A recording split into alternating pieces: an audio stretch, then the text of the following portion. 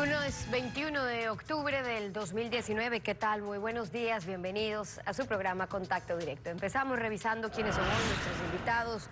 Nos acompañarán Richard Martínez, el ministro de Economía y Finanzas. Vamos a hablar sobre el proyecto de ley de urgencia económica que reforma el régimen tributario y el sistema financiero, crea ingresos tributarios que sustituyen la eliminación del subsidio a los combustibles, fortalece el sistema monetario, establece medidas a favor de sectores sociales menos favorecidos y vulnerables. Lo vamos a analizar.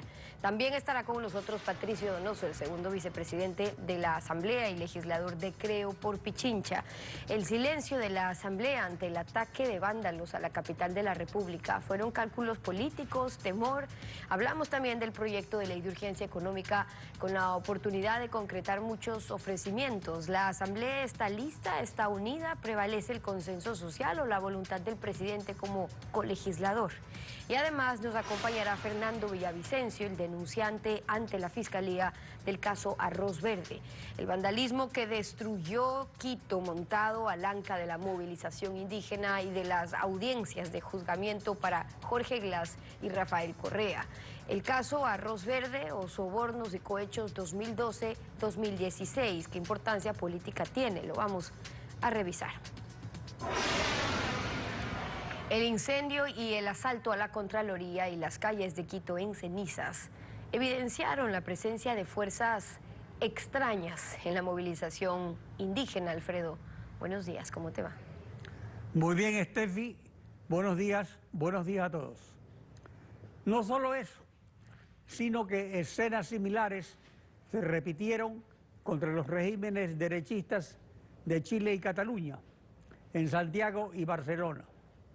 Este movimiento violento de la izquierda internacional, con sus líderes latinoamericanos bañados por la corrupción de Odebrecht, no debe servir de pretexto para más violencia, ni lo que es peor, para que se insista en medidas económicas impopulares, porque benefician a las oligarquías, sino que debe servir para rectificar y enderezar rumbos torcidos por la codicia. Estos hechos no son una fantasía. El 14 de julio de 2019 se formó el Grupo de Puebla en México y emitió una declaración.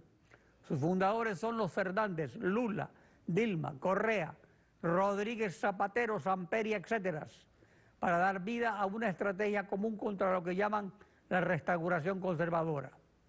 El Grupo de Puebla no se agotó en esa declaración, sino que el Foro de Sao Paulo, fundado por Fidel Castro y Lula en 1990, cuando se disolvió el imperio comunista de la Unión Soviética, tuvo su 25ª reunión del 25 al 28 de julio de 2019 en Caracas.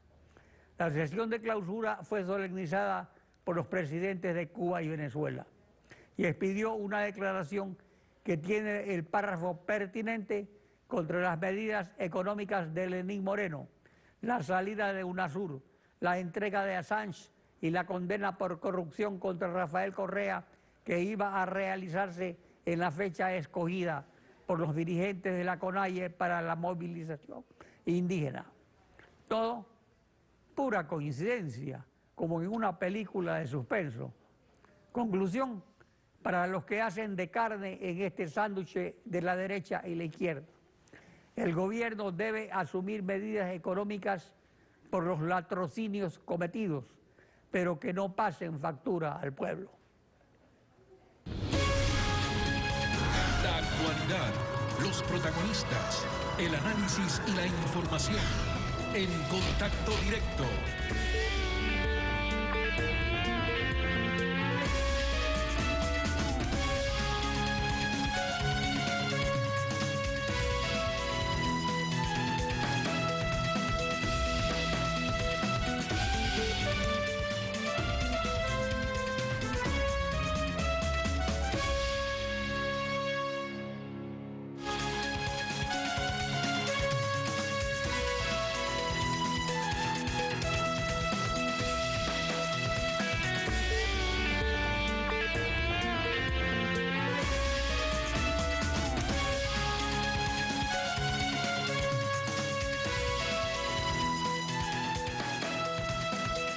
7 de la mañana con 5 minutos en contacto directo. A esta hora nos acompañará desde nuestros estudios en Quito Patricio Donoso, el segundo vicepresidente de la Asamblea Nacional y legislador por Creo. Bienvenido y gracias por estar con nosotros.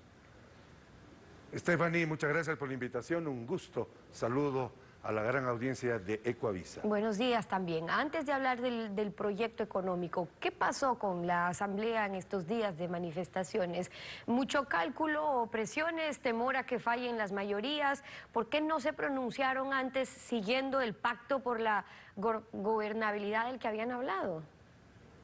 Ecuavisa acaba de presentar un video inherente al incendio de la Contraloría General del Estado, que queda exactamente frente a la entrada por la Juan Montalvo de la Asamblea Nacional.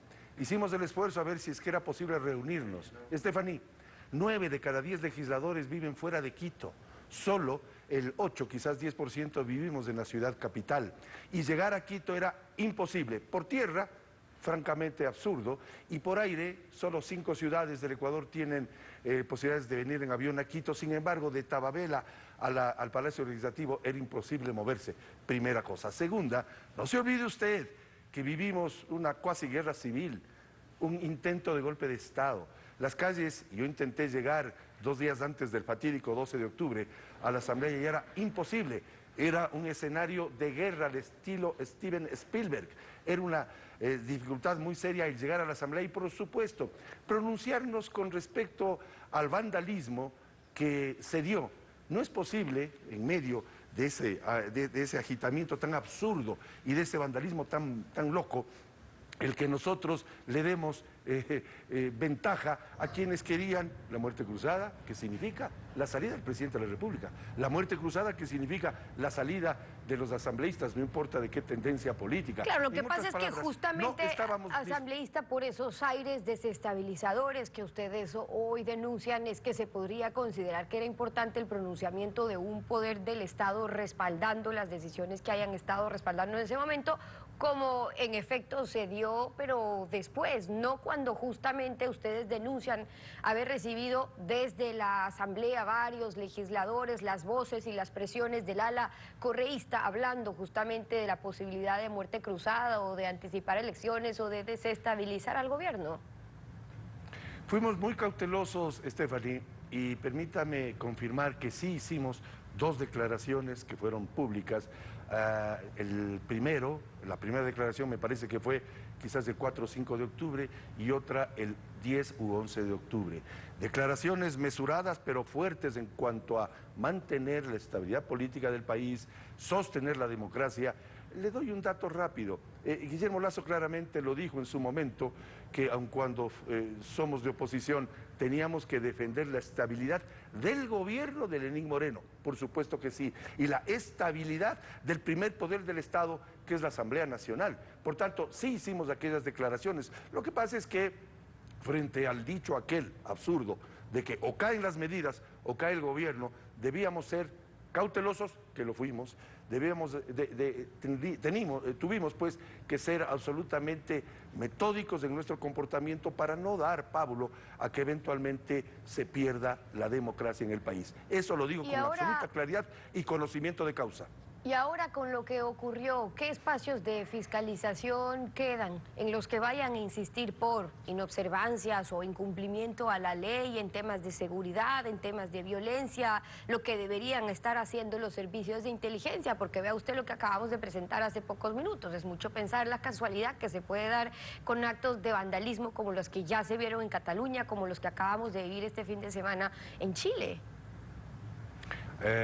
Alfredo Pinargote acaba de presentar un editorial, un comentario sobre dar de comer al hambriento, inherente a la intencionalidad de la izquierda americana, el Foro de Sao Paulo, de desestabilizar los regímenes democráticos, primero. Segundo, vamos a debatir mañana en doble jornada las 2 leyes de seguridad del Estado, las 2 presentadas por el gobierno, e incluso una que ha sido ya tratada en la Comisión de Seguridad de la Asamblea Nacional. Por tanto, estamos al pie del cañón, y cuando digo al pie del cañón me estoy refiriendo defendiendo la democracia y la estabilidad jurídica, haciendo el tratamiento de los proyectos que deben hacerse, pero con cabeza fría cuando vemos claramente, y vimos claramente el afán desestabilizador que se dio en los aciagos días entre el 2 y el 13 de octubre. Hay un proyecto económico sobre la mesa, se vienen las reformas laborales, hay un decreto pendiente. En la noche del viernes usted recibió el proyecto de ley económico urgente. Tienen 30 días para aprobar, para reformar o para negar ese proyecto. ¿Qué observaciones tendrá, creo? Algunas referentes a impuestos nuevos. Nosotros creemos en aquella famosa curva de Laffer que claramente da a entender que hay un momento dado que los impuestos son tan altos que la recaudación es menor, que hay que quitar y bajar impuestos, eliminar los absurdos impuestos, algunos, ya le voy a manifestar cuáles, para precisamente recaudar más en virtud de mayor actividad de orden económico. El impuesto, el anticipo del impuesto a la renta, nos opusimos siempre, porque es pagar impuesto a la renta aun cuando eventualmente no se tenga renta, a renta ganada, impuesto pagado. El impuesto a la salida de divisas, que el gobierno anterior pensó equivocadamente que eso evitaría la salida de capitales. No, Stephanie, no evitó la salida de capitales, encareció la salida de capitales. Y todo lo que entra tiene que salir. En términos prácticos, ese impuesto impide el ingreso de capitales. Los inversionistas, los inversores internacionales prefieren llevar su dinero donde le tratan mejor, a Colombia, Perú y a Chile. El capital, estimada Stephanie, es como el turista, no va a donde lo puedan confiscar. Por tanto, ese impuesto a la salida de divisas, que se aprobó su eliminación paulatina el año pasado con la ley de incentivos, tendrá, en mi humilde opinión, que aplicarse con mayor fuerza en esta ley de crecimiento económico. Bueno, pero se lo siga manteniendo. Son 404 artículos, son 38 disposiciones. El proyecto empieza con una remisión de intereses, de mora, de multa y recargos para becas y para créditos educativos de programas de educación superior. Habla de la eliminación del anticipo del impuesto a la renta, como usted bien lo dice, la eliminación de la obligatoriedad de la retención en la fuente para cerca de 100.000 empresas y la simplificación, que es importante, simplificación tributaria para las microempresas, pero también carga más impuestos a personas naturales, a 10.000 empresas con ingresos que superan ciertos montos, impuestos a las fundas plásticas, a consumos especiales. ¿Qué pasa ahí? En la práctica son 1.614 empresas que deberán pagar, de acuerdo al proyecto, eso hay que debatirlo en la comisión a la cual sea direccionada el día de mañana por el CAL, generará 151 millones o 450 millones en 3 años. Por tanto, hay en todo caso 10.400 empresas, 10.400 empresas que no están inmersos en este cuadro que ha preparado el gobierno en el proyecto aquel que en efecto yo recibí a nombre de la Asamblea el viernes último. Pero también hay cosas positivas como eliminar aranceles para teléfonos y computadoras, teléfonos inteligentes y computadoras, disminuir la capacidad discrecional del gobierno de modificar el presupuesto en el trayecto del año del ejercicio fiscal del 15% al 5%, también es una cosa positiva. Por supuesto que hay que debatir, para eso se hacen los tratamientos en las comisiones especializadas permanentes, y ese tratamiento al tema que usted hace referencia, Stephanie, va a ser tratado con toda responsabilidad, invitando no solamente al Ministerio de Finanzas, no solamente al SRI, no solamente a autoridades gubernativas, sino a las cámaras, a los sindicatos, a todos los actores de la economía nacional. El gobierno espera recaudar unos 700 millones de dólares con estas reformas. Antes se calculaba unos 400 y pico, pero ya que no van a recaudar lo que se esperaba por la eliminación de subsidios y por lo visto han visto por dónde más. Ahora bien, 1.400 millones de dólares anuales era lo que se esperaba en recaudación por la eliminación del subsidio, pero ahora que no lo van a eliminar, sino solamente focalizar, ya no tendrían esa misma recaudación. Ya hay compromisos con el Fondo Monetario Internacional por las líneas de financiamiento y entonces el resto, porque cuidado, y eso significa más carga tributaria como empezamos a ver en ciertos casos. Así es. El decreto 883 va a ser sustituido, según nos ha dicho el gobierno, por otro decreto. Estamos a la espera de cómo viene el camino de los subsidios que se programen en forma absolutamente clara para que el inversor tenga precisamente las herramientas para invertir en el Ecuador. No nos olvidemos del concepto planetario, mundial del subsidio. El subsidio tiene que ser perentorio, temporal, por un lado, y por otro lado beneficiar a los más pobres. Pero no está bien, y esa es mi opinión personal y del movimiento Creo, que estemos subsidiando a los contrabandistas. Me daban el ejemplo siguiente: un camión con 10,000 galones de gasolina que pasa por la frontera norte hacia Colombia gana en ese solo viaje $14,000 y estamos subsidiando a aquellos contrabandistas. Yo creo que hay que focalizar los subsidios, que es la segunda parte consustancial del concepto del subsidio, que por sí no es malo, pero hay que focalizarlo a quienes realmente lo necesitan y no a quienes no lo necesitan, y además debe ser perentorio, temporal, y no de 45 años, de Stephanie, no de 45 años, porque se ha represado el precio político de la gasolina, y ese represamiento, al desrepresarlo, por supuesto, causa los estragos que causó la semana antepasada. Algunas de las observaciones de Patricio Donoso, el segundo vicepresidente de la Asamblea y legislador por Creo, hoy en Contacto Directo. Gracias por haber estado con nosotros. Gracias a ustedes, Stephanie. 7:16 a.m. Vamos a una pausa. Al regresar en nuestros estudios, Richard Martínez, el ministro de Economía y Finanzas. Hablamos sobre el proyecto de ley de urgencia económica que reforma el régimen tributario y el sistema financiero. Crea ingresos tributarios que sustituyen la eliminación del subsidio a los combustibles, entre otros. Volvemos con eso. No se vayan.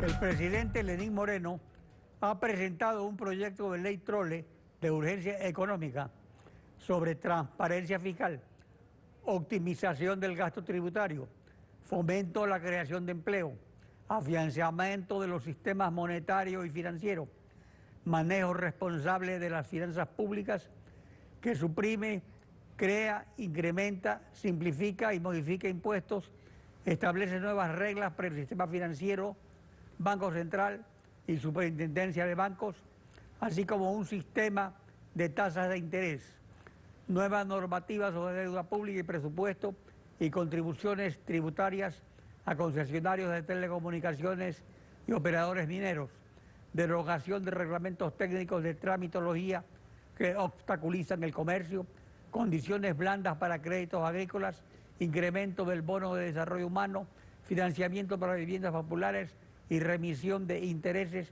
para créditos educativos. Richard Martínez, ministro de Economía. Buen día, bienvenido a Contacto Directo. Buenos días, Alfredo. Un saludo a la audiencia. Solo faltan la reforma laboral y la focalización del subsidio a las gasolinas y el diésel. ¿Quedaron pendientes de la conclusión del diálogo? Alfredo, el diálogo avanza y avanza de manera positiva. Durante los últimos días, el señor presidente de la República y distintos ministros de Estado han tenido reuniones con más de 60 organizaciones de la sociedad civil de distintas partes del país, que han contribuido con sus ideas y también con sus aportes para garantizar que tanto la reforma laboral como la eliminación de los subsidios tenga un enfoque adecuado de gradualidad, tenga un enfoque de focalización que permita avanzar en el retiro de los mismos sin tener un impacto en la calidad de vida de los ecuatorianos. Por el lado de la reforma laboral, lo que preveemos es un diálogo no solamente con aquellas centrales sindicales que hoy anuncian movilizaciones por si acaso, como nosotros las denominamos, sino también con aquellas personas que hoy no tienen trabajo. Queremos que esas centrales sindicales escuchen a estas personas que hoy no tienen empleo para que comprendan una realidad que es la realidad que el gobierno nacional pretende solucionar. Porque los derechos que han sido adquiridos por los trabajadores, esos no se van a vulnerar, no va a haber ningún tipo de precarización, y lo que proponemos nosotros es que veamos hacia el futuro con modalidades que sean mucho más accesibles para el trabajador y para el empleador, para garantizar mayor empleabilidad. En el caso de la reforma tributaria, como usted señalaba, Alfredo, es una reforma tributaria que apunta hacia la simplicidad tributaria, hacia la progresividad también, y que nos va a permitir ampliar una serie de beneficios e incentivos para los microemprendedores, para la agricultura, para la ruralidad, a través de créditos más baratos, a través de acceso a vivienda más barato, para poder reactivar la economía de una manera decidida. Los temas puntuales del proyecto urgente los iremos tratando en detalle mientras se discute el proyecto. Hay un mes.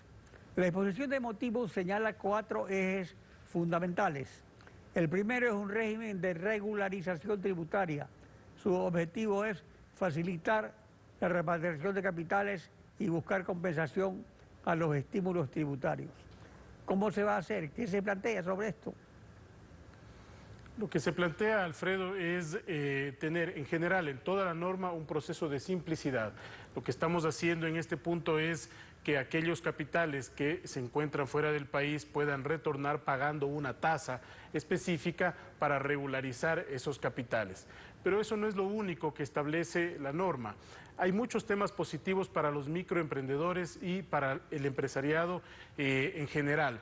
Tenemos la eliminación del anticipo de impuesto a la renta, tenemos un sistema simplificado para las microempresas para que puedan tributar de manera mucho más fácil para bajarles el costo que tienen que asumir día a día en términos administrativos y de tributación. Tenemos también un régimen simplificado para generar más competitividad para el sector exportador. Y esto viene acompañado del plan de vivienda que el Gobierno Nacional está promoviendo. Ya en noviembre vamos a lanzar los $1.000 millones al 4,99% de vivienda de interés social y vivienda de interés público. Con esto buscamos varias cosas. Primero, obviamente, un objetivo social de darle una oportunidad de tener una vivienda a una persona de bajos recursos y, por otro lado, dinamizar la construcción. Insisto, vivienda al 4,99% a plazos de 15 años y valores que no superen la vivienda de más de $90.000. Ahora, el problema es en viviendas que no solo el financiamiento, digamos, para los constructores y promotores es suficiente. El problema es el financiamiento a los compradores y por eso es que muchas veces fracasan, especialmente porque las reglas del financiamiento están sujetas a cambios con el sistema de tasas anteriores de interés. Por ejemplo, se fija una tasa según la tabla francesa o la tabla alemana, pero se la reajusta cada 6 meses. Entonces así se produce inseguridad y también los plazos resultan muy cortos comparados con otros países. En cuanto a esas condiciones de préstamos para los compradores de viviendas, que es lo que garantiza que las viviendas se vendan y que la industria progrese, ¿qué se plantea? Este esquema que se plantea, Alfredo, es un esquema justamente enfocado en el comprador, es decir, en aquella persona que tiene que adquirir una vivienda que en un segmento no supere los $70.000 y en otro segmento no supere los $90.000. Esa persona que quiere adquirir su vivienda va a tener la posibilidad de adquirir un crédito para comprar esa vivienda al 4,99%. ¿Durante qué plazo? Durante 15 años. Entonces, se reducen las cuotas, se reduce la entrada también y eso va a permitir mucho más acceso para los ecuatorianos. Son $1.000 millones que en ¿quién va a dar el economía... crédito? ¿El Seguro Social? El comprador, la banca Alfredo, privada. Tiene que pagarlo el comprador a través del sistema que hemos estructurado de vivienda de interés social y vivienda de interés público con el Ministerio de Vivienda. Esto es parte del bono social que va a emitir el Ecuador en el próximo mes, que es un bono que tiene garantía del BID por $400 millones y que nos permite abaratar los costos para la ciudadanía. El ciudadano va a poder tomar este crédito, insisto, al 4,99% y eso le va a aliviar muchísimo la carga. Pero además tenemos también un esquema que está prácticamente diseñado de crédito más barato para el sector agrícola a través de la banca pública, un crédito que esperamos que no supere el 7% de interés y que también nos permita alargar los plazos. ¿Por qué, Alfredo? Porque tenemos que concentrarnos en la ruralidad. El segundo eje del proyecto de ley son las reformas al sistema tributario y al gasto tributario. ¿En qué consiste esta interconexión entre el impuesto y el gasto? Bueno, el gasto tributario es todo aquello que se deduce en las personas naturales o personas jurídicas y que sacrifica el Estado de recaudar. En el Ecuador el gasto tributario totaliza, según el último informe de renta, cerca de $5.000 millones. No todo el gasto tributario se puede quitar de la ley porque mucho de ese gasto también beneficia a las personas más pobres. Pero estamos ampliando las normas que nos permitan recaudar más y también, Alfredo, hacer ciertas correcciones que venían afectando a la ciudadanía. Por ejemplo, temas de insumos médicos para las personas con diabetes que no estaban gravadas o que estaban grabadas con IVA, hoy no van a estar grabadas con IVA justamente por la reforma que estamos haciendo. Entonces, la reforma busca un equilibrio tributario de simplicidad, de racionalidad, de progresividad, para garantizar también que podamos ir entregando a la ciudadanía esta reducción de costos en temas tan importantes como la salud. El tercer eje es un conjunto de reformas en planificación y finanzas públicas. ¿Cuáles son los objetivos mediatos e inmediatos de estas reformas a las finanzas públicas? En esencia, Alfredo, en el caso del COPLAFIP, que es el código que rige la presupuestación, lo que estamos haciendo es una serie de reformas que nos permitirán presupuestar de mejor manera y evitar que la discrecionalidad tope ese presupuesto en su ejecución. Presupuestar de la mejor manera, ¿cómo? Estableciendo techos presupuestarios que garanticen que tenga fuente de financiamiento el Estado y no permitir un sobreendeudamiento a futuro. Y por el otro lado, también hemos reducido ya en la ejecución presupuestaria esta variante que puede tener el presupuesto de 15% actualmente a 5%, es decir, el presupuesto puede ser modificado en un 5% y adicional en un 3% dependiendo de ciertas circunstancias como desastres naturales u otros. Pero con eso reducimos la discrecionalidad y articulamos de mejor manera la construcción del presupuesto, que es muy importante, es decir, garantizar que el presupuesto pueda estar debidamente financiado. Esto es muy importante para sostener las finanzas públicas a futuro, para evitar que la deuda tome un camino que no pueda ser sostenible en el largo plazo y garantizar que las decisiones que hoy tomamos puedan en el futuro no tener esa tentación de que alguien más las utilice, esos recursos, para nuevamente generar un dispendio que no podemos sostener como país. Richard Martínez, ministro de Economía, gracias por acompañarnos en Contacto Directo. Muchas gracias, Alfredo. Estefi. Nos vamos a ir a una pausa. Cuando regresemos está Fernando Villavicencio, denunciante ante la Fiscalía del caso Arroz Verde. La violencia que quiso evitar la condena en el caso Arroz Verde y la focalización sin preferencias del subsidio a los combustibles. Volvemos con eso, no se vayan. La audiencia de casación solicitada por Reglas en el caso Odebrecht para determinar si la sentencia queda en firme o se anula, y la audiencia preparatoria de juicio contra Rafael Correa por el delito imprescriptible de cohecho debían realizarse la segunda semana de octubre. Coincidentemente, la directiva de la CONAIE escogió los mismos días para llegar a Quito con su movilización nacional. Coincidentemente, esas audiencias se postergaron, mientras coincidentemente Quito era incendiada por activistas nacionales y extranjeros trepados al anca de protestas por la eliminación del subsidio a las gasolinas y el diésel. Fernando Villavicencio, denunciante de Fiscalía del caso Arroz Verde. Buen día, bienvenido a Contacto Directo. Buenos días, Alfredo.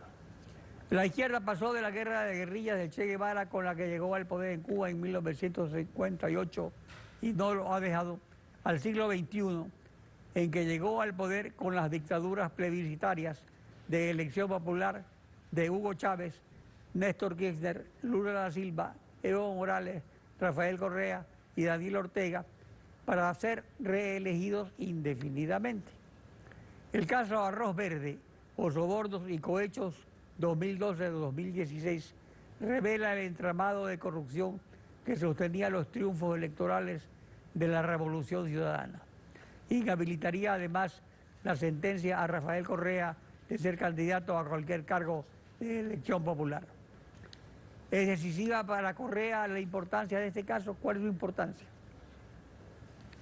Alfredo, aquí, meses atrás, con usted, le dije al país que el Estado estaba completamente podrido. La sociedad, el Ecuador, está enfermo de corrupción. El Ecuador enfrentó la mayor corrupción de su historia.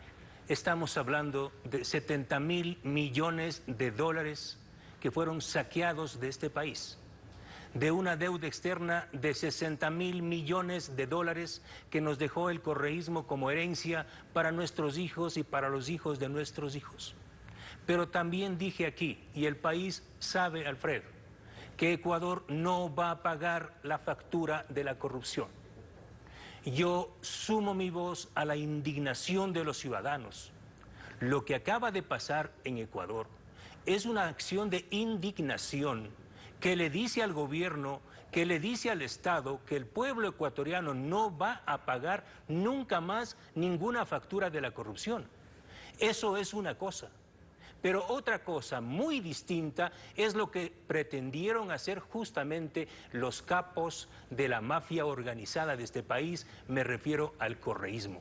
Ellos se enancaron en un proceso legítimo de rebeldía y de indignación ciudadana para pretender, y en efecto conspiraron para tumbar y tirar abajo, intentar tirar abajo el mayor caso de corrupción de este país, que es sin duda Arroz Verde. El golpismo, Alfredo, ecuatorianos, el golpismo de Correa pretendía los días de la movilización engullirse Arroz Verde, porque es justamente Arroz Verde el único caso que le va a llevar a Correa a la cárcel o a una eterna huida. Es el caso que va a llegar a prisión a los capos de la delincuencia organizada de este país. Sin duda queda claro que aquí estuvimos frente a dos escenarios. Un escenario de legítima movilización e indignación del pueblo indígena y los sectores vulnerables, y a esta conspiración de la mafia organizada para tumbarse el caso más grave de corrupción de los últimos tiempos, que fue revelado justamente por este periodista.